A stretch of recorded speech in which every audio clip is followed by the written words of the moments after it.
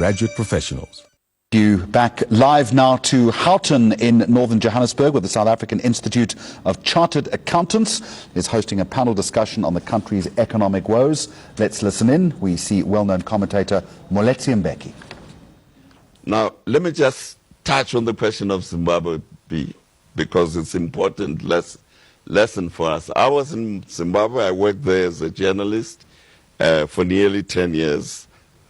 And there was a huge discussion in the 80s about land redistribution, rather like we are hearing in South Africa.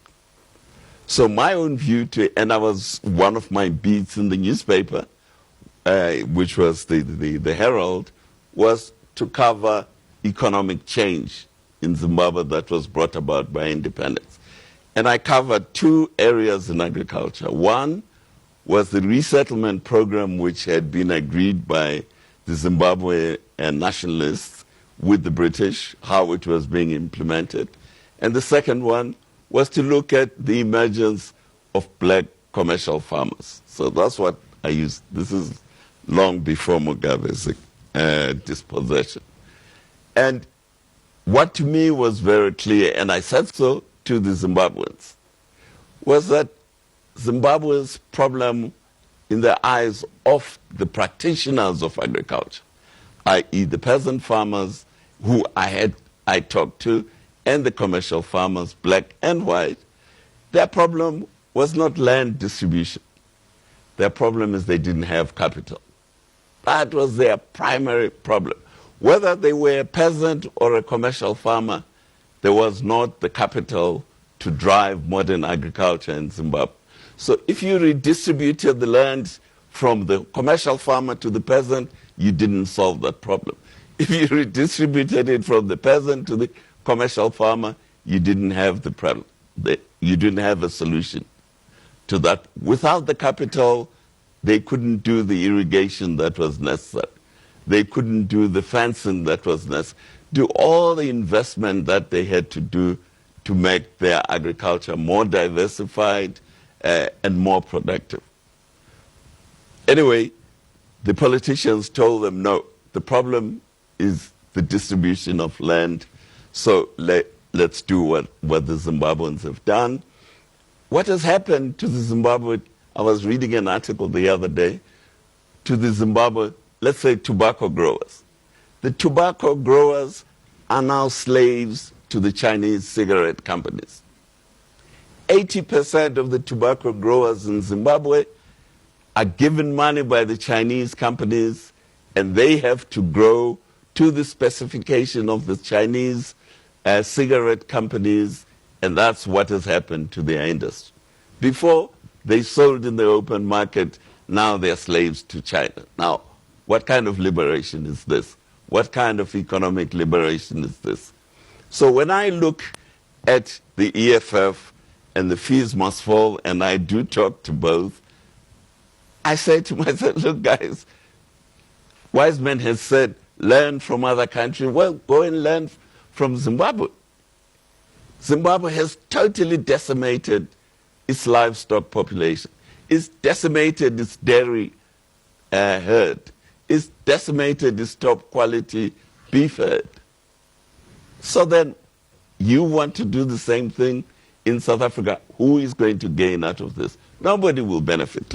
So that is my first point, is that we must understand our own history. We must learn from other countries, African countries. You know, I know everybody's running to learn from America. Well, we're not like America, so let's learn from our neighbor. The last thing I want to say about Zimbabwe in connection with the land issue. One of the founders of modern Zimbabwe is a gentleman called Mzilikazi. I don't know how many of you have heard of Mzilikazi. Now, Mzilikazi was one of the commanders of Shaka's army. He disobeyed his master and went to set up his own empire in Zimbabwe.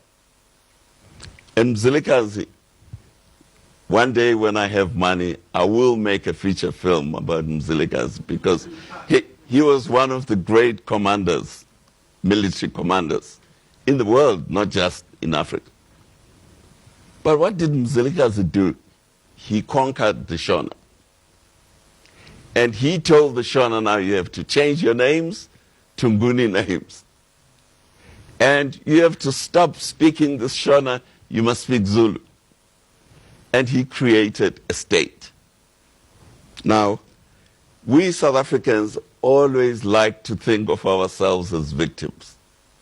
Actually, we ourselves have taken other people's land, like Mzilikazi did. There was another general, a female general, called Mantantisi. We have a ship in our Navy, I think it's a submarine, named after this lady. I keep wondering, why is our government not naming one of the submarines after Mzilikazi? I think they are afraid of Mugabe, because Mugabe will take exception, but they don't mind the Zambians, because that's where Mantantisi ended up. So the point I want to make is that our courageous conversation must be really courageous, and it must be frank. Lastly, coming back to the present, one of the things that is not being discussed is what is it that the ANC government has actually achieved in this last 23 years. It's done lots of mistakes, like this downgrading, but in my mind, the ANC government has achieved two things. First, the growth of the black middle class. The black middle class in South Africa, by all various estimates, is about 3 million individuals. Now you add their families and it's a big number. They weren't there before. They are there now. Now this is an asset. So what I ask myself is, okay, this asset that we've got, what should this asset do to address the challenges that Wiseman has described that we are faced with? Now you need leadership for this middle, to provide leadership to this middle class as to what it should do. The second achievement of the ANC, it has kept the South African economy functioning. When you compare South Africa to our neighbor, Zimbabwe is a complete disaster. In fact, I said to the Zimbabweans, and my friends in MDC, because I'm an MDC supporter, I said to them, actually, the last Bantustan, we got rid of Bantustans, but the last Bantustan that is standing is Zimbabwe. This is the South African Bantustan. That's what has happened to Zimbabwe. It has become our Bantustan. So, to me, these are the two achievements of the ANC. The issue is, can the ANC build on this itself? My own view is it can't. Secondly is, what should we do to build on these assets that we now are sitting with? And yeah, thank you, Mr. Thank you very much, Mr. Mbeki. Very interesting, insightful stuff.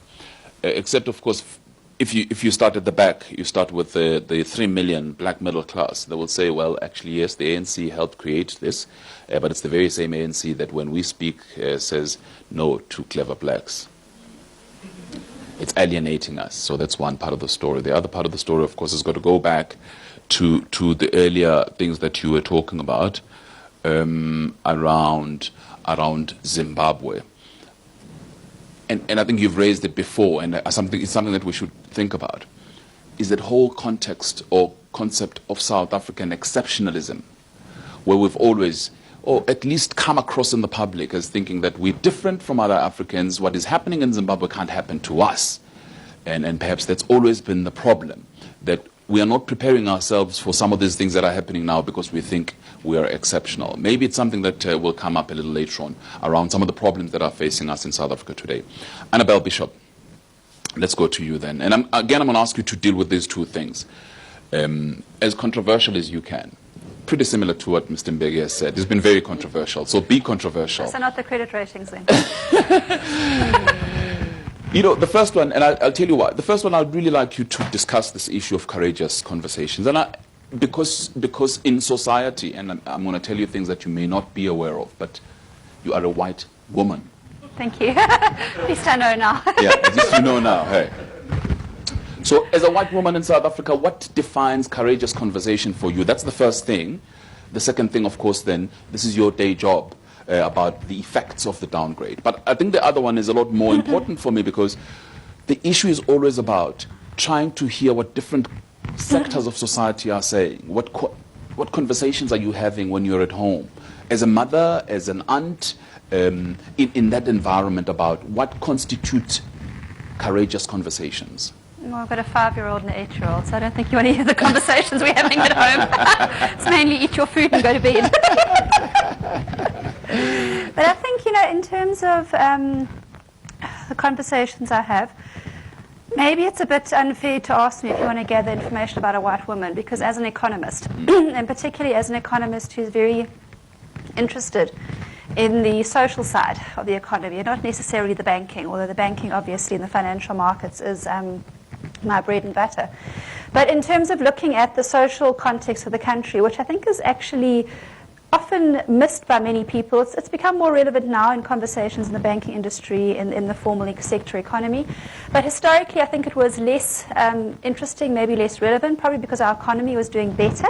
Certainly under Mandela and the Thabo Mbeki years, we saw credit rating upgrades. We saw faster economic growth. We actually saw a great acceleration throughout the Mbeki years to, very fast economic growth at the end.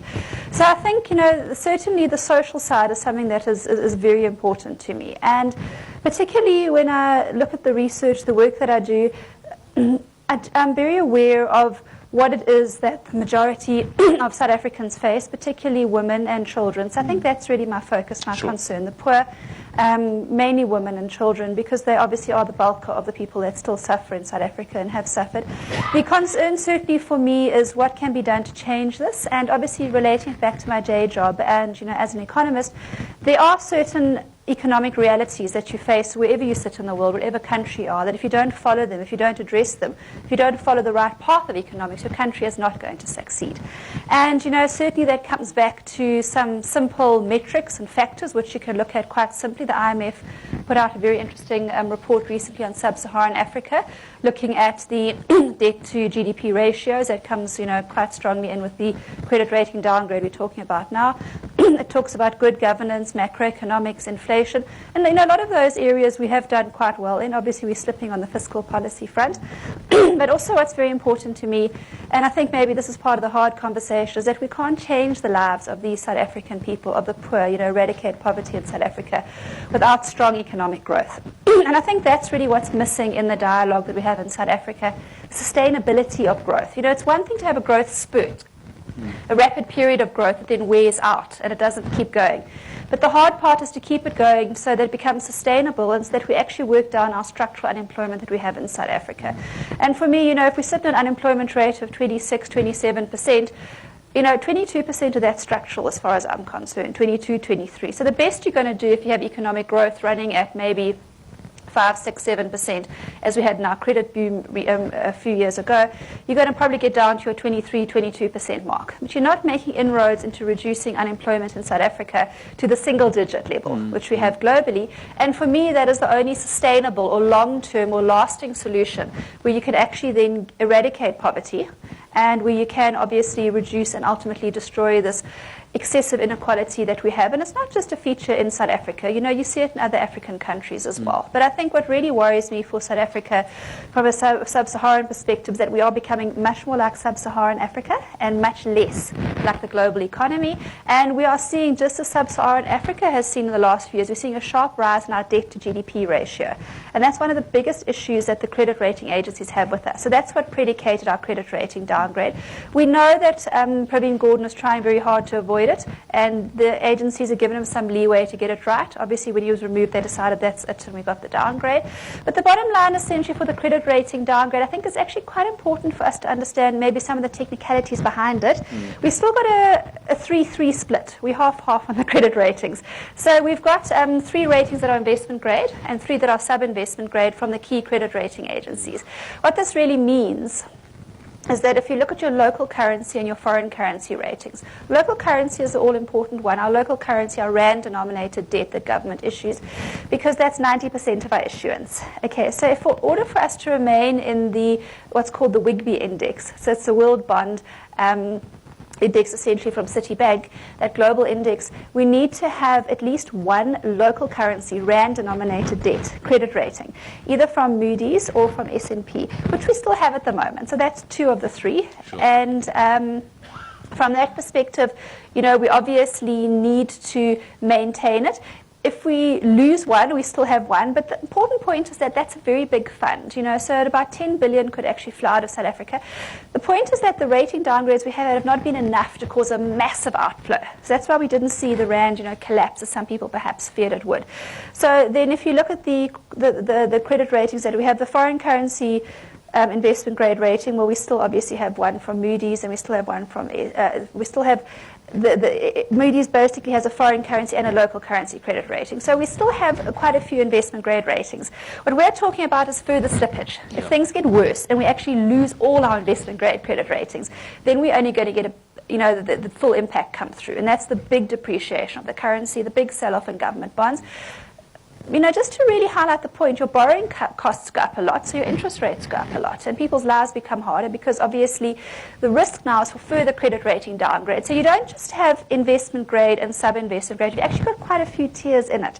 In your sub-investment grade, you've got speculative, you've got highly speculative, you've got very worrying types of levels before you actually get to default. So there are quite a few tiers you can go down. And that's essentially, in my mind, the risk, is that once you get a credit rating downgrade, your borrowing costs go up more, so the debt you have costs more. And if you're in a situation like South Africa, and I think a lot of people maybe miss this, is that our treasury has not been doing very well over the last few years. We've got a primary deficit. Essentially, we are borrowing money to pay our current expenditure. So you actually then start to get more and more debt. We've seen this very sharp escalation in debt, and we have to say, to be honest, over the Zuma years, that's essentially what happened. Whereas over the Moeletsi Mbeki years, we saw the debt come off, and we saw the credit rating upgrades. And the risk really is that borrowing this money or living on future generations' wealth to fund our current expenditure, not our fixed capital economic growth, productive expenditure, but current expenditure of salaries and wages, for example, does not foster fast economic growth. It does not foster output. It's not a building block for economic growth. In fact, the opposite happens, as the IMF showed quite clearly in that sub-Saharan report they put out recently, that you actually start getting slower and slower economic growth. So that's the trap that we've fallen into. And what I'd really like to say on the credit rating downgrades is this is not the end now. We haven't got over the hump and we can now relax. It's actually the start of the credit rating downgrades. There can and will probably be worse to come unless we start to change our metrics. And the credit rating agencies are looking at us and saying we need faster growth. We need to have less debt to GDP, and a number of other factors as well. So I think this is the big risk that really I'm seeing on the credit rating space. And bear in mind, Moody's will give us a review. We think, as I said, we're probably going to stay investment grade. But that's not the end. Then we come to the end of the year, December, where Fitch and S&P look at us again. Next year, they'll review us again. So the issue is that, yes, we didn't have a huge collapse in the currency, but remember also we've had a major surge globally in the economic financial cycle where foreigners have been buying a huge amount of local currency emerging market debt, basically all over the world. They've been buying a lot of us, so that's also smoothed or counterbalanced a lot of the impact of the credit rating downgrade. If it had come in a risk-off or sell-off period, we would have had a far greater impact on our currency. So I think this is the real risk for me, that maybe the government looks at this and goes, well, that wasn't so bad. Let's carry on doing what we're doing. And in your view, the answer lies with government correcting whatever it is doing? Is that where the answer is? Or is there something that professionals can also, I suppose, in their little corners do? I think for South Africa, I've always felt it's very important for teamwork, for us to work together. And I think what was very important is the CEO initiative, where you're looking at government, labour and business working together. Because a lot of people who hadn't spoken to each other before then were speaking to each other and trying to work together. I find it a bit disappointing that some people in government are now, well, they're basically saying it's not really much point in doing that anymore, and they want to follow a different path. So that's a bit concerning. But, what we really, I suppose, need in South Africa is to see the faster economic growth rate come out through government perhaps allowing business to do its job as business. So we are seeing a lot of controls. But what I believe in is that we need very socially conscious capitalism. And, I don't think that's necessarily what happens in the United States, but I do think that the UK might get it a bit better, in terms of their strong social welfare net. But again, that's not the right example for us because we're African. We're not an advanced economy, Sure. So we need to obviously have a situation where we don't spend all our government finances on social welfare, but we actually have government finances available to spend on productive capacity and stimulating economic growth. And that's a very strong criticism that came through from the IMF report. It's not just my personal viewpoint as well.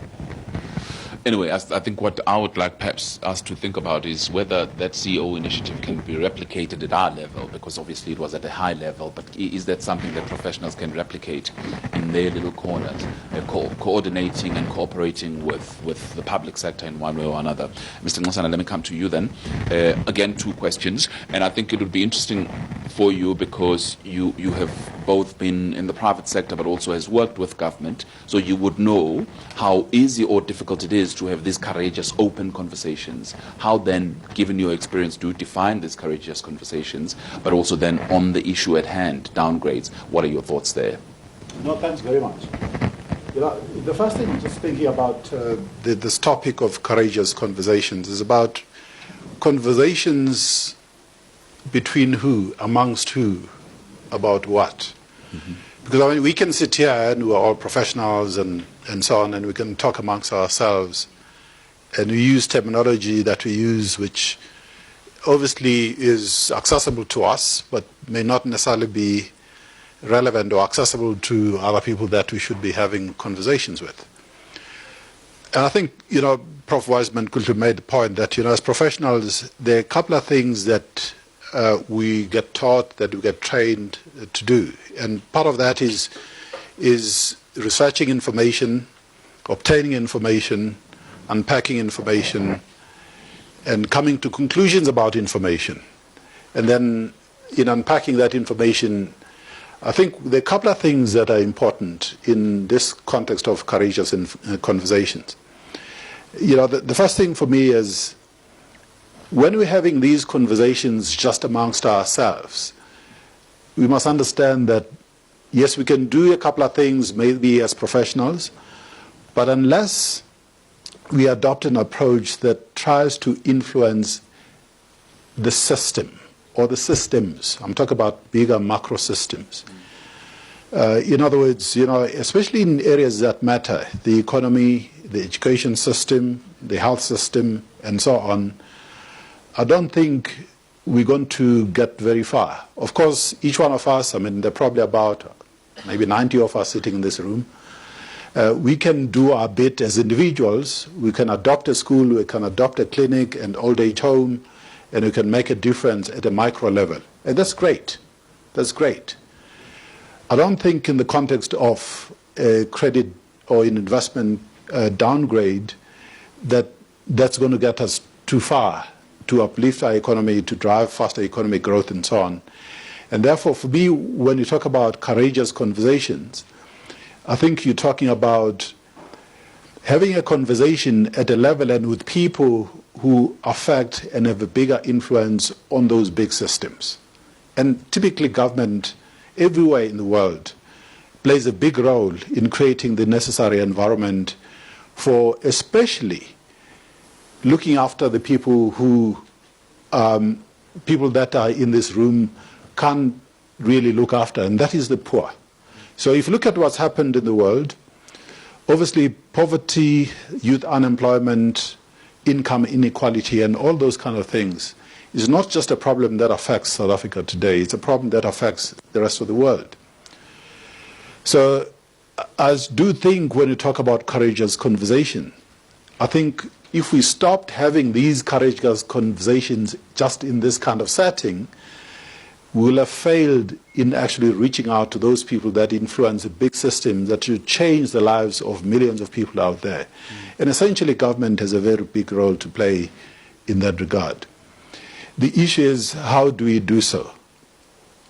And I'm sure, I mean, we will not disagree when we say, well, all of us can certainly play a role. And the issue is, I guess, talking about our theories of change. How do you change that big system? How do you play an advocacy role in that big system in an effective way? And for me, I mean, it's a question that I grapple with every day. You know, I work with the basic education department, so maybe just to give you a little bit of history there. You know, at the height of the problems in the basic education system in 2013, when books were being dumped in rivers and there were, you know, problems everywhere, and it looked like as a country we really, you know, sort of going to the bottom, racing to the bottom in terms of what we're doing. A few of us then, you know, came together and said, you know, how can we play a role? Because we can sit around dinner tables and at braais and in our homes or in forums such as this, and we can lament and complain, or we can do something about it. So a few of us, and in fact there were 4 of us, decided, well, you know, let's reach out. Let's reach out and let's go to the unions. There are 6 unions in the basic education environment that represent teachers. And let's go to government and say to government, particularly the Minister of Basic Education and the Presidency, well, how can we create a dialogue and, in fact, a platform where we can pull our collective effort in trying to address the issues there? And that's how the National Education Collaboration Trust was created. And, you know, today we're operating in 9,000 schools. In fact, next month, having reviewed the ANC policy document on education, which we found was absolutely weak because of the political climate in which we find ourselves, or in which the politicians themselves find themselves in, they're not prepared to take risks and do changes that are radical, that are going to change the education system, because you have an ANC elective conference coming in December, and therefore people are sort of dancing on eggs. They're rather preserving what has been for the last 23 years, as opposed to saying, you know, given the stats that Prof. Wasman was recounting about where we rank in the world, how do we really, 23 years later, at least start the process of positioning ourselves in the basic education system to drive innovation, to teach our children critical thinking skills, to drive, for instance, you know, how we can leapfrog ourselves in the technology space, how we integrate curriculum or technology into the curriculum, not just for our kids to use laptops and iPads or tablets, but to know how to make these things work or to create their own versions of these things. And you know, talking about courageous conversations, because at least we've created a safe platform in the NECT where we have business, we have labor, we have government, we have civil society in that platform. We can have a serious and courageous conversation which is apolitical, which talks about facts. Because as professionals, we can articulate these facts. What we need to find is a way to articulate these facts in a way that is accessible to those people that we are talking to. Because you can't assume sometimes that even a minister understands some of these technical facts. So if you use Annabel's language, sometimes people don't understand what you actually say. They actually don't really understand it. Because they think, well, this is speak of the banks, or this is speak of the JSE. They don't really have a context sometimes. And you mustn't assume that people understand. So if you reduce it to the basics, the issue is, are kids able to read? Are they able to add? Are they able to understand mathematics? Are they able to write code? In other words, program. And they're able to create robots. You know, when you start using that kind of language, people understand that, oh, maybe our kids, when I go to a primary school as a minister, our kids actually can't do some of those basic things. And say, well, a child sitting in Korea, maybe in Malaysia and so on, can actually do some of these basic things. And therefore, we need to change our curriculum to be able to allow our kids, because there's nothing wrong with the DNA of our children. The fact that we are number 143 is because of the decisions that we adults have made. There's nothing wrong with the DNA. They're as smart as any child in Singapore. So they're capable of doing exactly the same thing. And when it comes to higher education, I work in the higher education space now, and it's exactly the same thing. When I was approached to go ahead and chair the National Student Financial Aid Scheme, which, by the way, it's a job that I really love doing. So it's not for me like something that is hanging over my neck, because I think there's an opportunity there to really meaningfully change the lives of a lot of our students in a very meaningful way. Because there are things that we've been doing for 23 years without success, but we continue doing them and hoping for a different outcome. Yeah. And that's not going to happen. So that's why we then said, okay, we know it doesn't require you to be a rocket scientist to understand that students that come from poor backgrounds require support. You can't just give them you partially fund them, you don't give them proper funding. And secondly, they come to the higher education system, whether they go into a TVET college or university, underprepared. So if you give them 48,000 Rand, which is the average cost that NSFAS funds a student in 2017 this year, you're essentially saying a poor student can't go to UCT because the average cost of study at UCT is 130,000 Rand. So if you give them 48,000, you're essentially saying they must go to Univan, Limpopo, Zululand. But some of those universities are in fact acutely underfunded themselves. So that's why, the quality or perceived quality of some of those institutions is not where it should be. So you're essentially saying, well, you're creating a class, in fact, a widening class structure. So whereas if you funded those students properly, because as a country we can afford to fund them properly, and give them the adequate support that prepares them for higher education, you can actually improve their outcomes. We can grow our economy. But then for us to do that, we need to take a long-term view. We need to work together. We need private sector, government to work together to solve some of these problems. So just going back to the downgrade, in an environment of a downgrade, where, I believe now that psychologists and shrinks are doing roaring business because we're all depressed. We're all depressed. However, we can deal with our depression by doing something positive. In other words, by getting more involved in societal issues than getting less involved. We can get more involved. And the amount of fulfillment that I get in working at the National Student Financial Scheme or with basic education, I don't need a shrink. I absolutely don't need a shrink because the work is just so fulfilling.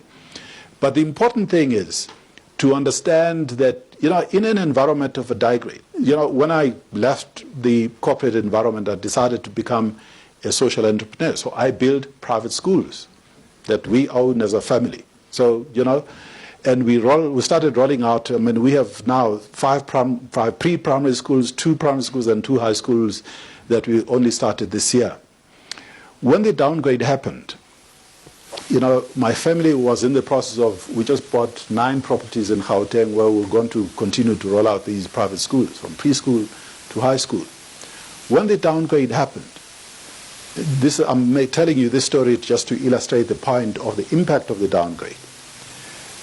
We use obviously our own money and we have debt. So when the downgrade happened, we're just on the 20th of March, we had started earthworks of one of our sites. In fact, we're busy building 2 campuses of our schools. And on the 29th of March, the President announces a cabinet reshuffle. A week, in fact 4 days later, on a Tuesday, you have one of the rating agencies declare, a downgrade. And on that Friday, there was going to be another rating agency that was going to issue their own opinion. As a family, we then, in fact, the date was the 3rd of April. We then had a special board meeting and we decided, instead of building 2 campuses, which we had started earthworks on, we're actually going to build 1, and we're going to sit tight and see what happens. Do you know what the implication of that is? And there are similar discussions, and we are very small in the context of large companies and people who are investing in the productive sector of the economy. And we said, we're going to suspend, even if it means paying penalties to the builders and so on. It's okay, it's fine. because we don't know what's going to happen. The debt that we're going to raise to build all these campuses that we're just about to build we're now taking much longer-term view, and it's going to take us longer to do so because the debt that we're going to raise is going to be a lot more expensive. So what does that mean? It means we've cancelled, actually, the construction of one of the campuses, which would have employed at least about 120 construction workers. My life is hardly going to change. My family's life is hardly going to change. But for those construction workers, as well as all the other people who are going to be employed in that campus, it means actually that they don't have a job anymore. Their families. You know, so their livelihoods have certainly changed. And this is just one small example of a lot of much bigger decisions that have been taken in the country to say, well, you know, we don't know where this thing is going. The number of deals that, you know, have certainly been put on ice, which would have grown the economy. So, and I was speaking about this, talking about courageous conversations, because obviously I speak to a lot of government ministers, and I was relating this story, my story, of what the impact of the downgrade. And, you know, some of the people said, no, please come and address us at Luthuli House and so on, and tell us about this story.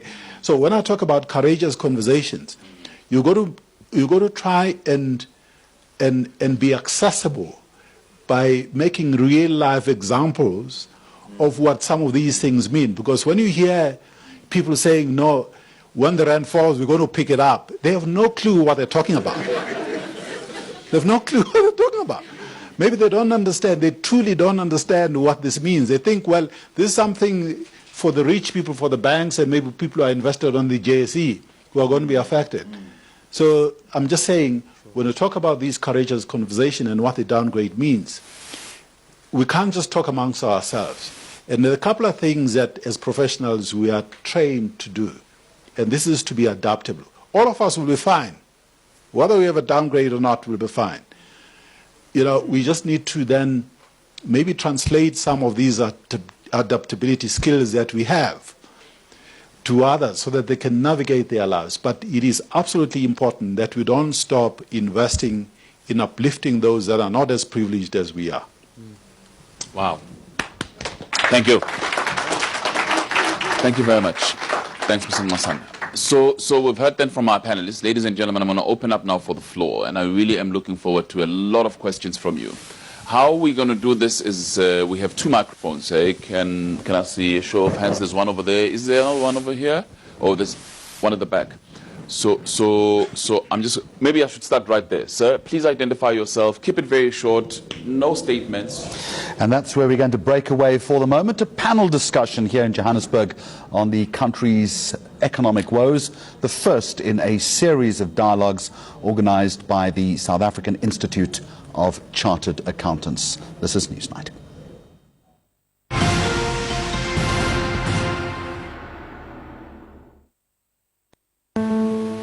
I'm leaving now.